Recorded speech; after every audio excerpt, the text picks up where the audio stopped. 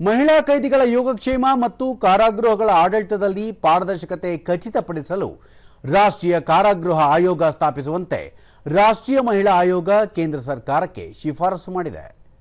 2025-26ನೇ ಸಾಲಿನ ಕಾನೂನು ಪರಿಶೀಲನಾ ವರದಿಯ ಅಂಗವಾಗಿ ಈ ಶಿಫಾರಸುಗಳನ್ನು ಸಲ್ಲಿಸಲಾಗಿದೆ.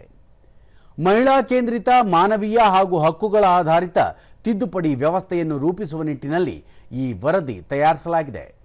ಶಿಫಾರಸನ್ನು ಮಹಿಳಾ ಮತ್ತು ಮಕ್ಕಳ ಅಭಿವೃದ್ಧಿ ಸಚಿವಾಲಯ ಮುಂದಿನ ಕ್ರಮಕ್ಕಾಗಿ ಗೃಹ ಸಚಿವಾಲಯಕ್ಕೆ ಕಳುಹಿಸಿಕೊಟ್ಟಿದೆ. ಶಿಫಾರಸಿನಲ್ಲಿ ಕಾಯಂ ವೈದ್ಯಕೀಯ ಅಧಿಕಾರಿಗಳ ನೇಮಕ, ಮಹಿಳಾ ಕೈದಿಗಳಿಗೆ ವಿಶೇಷ ಆರೋಗ್ಯ ಸೌಲಭ್ಯಗಳು, ಗರ್ಭಿಣಿ ಕೈದಿಗಳ ಹೆರಿಗೆಗಳನ್ನು ಕಡ್ಡಾಯವಾಗಿ ಹೊರಗಿನ ಆಸ್ಪತ್ರೆಗಳಲ್ಲಿ ನಡೆಸುವ ವ್ಯವಸ್ಥೆ ಮಾಡುವುದು, ಮಹಿಳಾ ಕೈದಿಗಳ ಸುರಕ್ಷತೆಗೆ ಆದ್ಯತೆ ನೀಡುವುದು ಹಾಗೂ ಮೂಲಭೂತ ಹಕ್ಕುಗಳ ರಕ್ಷಣೆ ಸೇರಿದಂತೆ ಹಲವು ಅಂಶಗಳಿವೆ.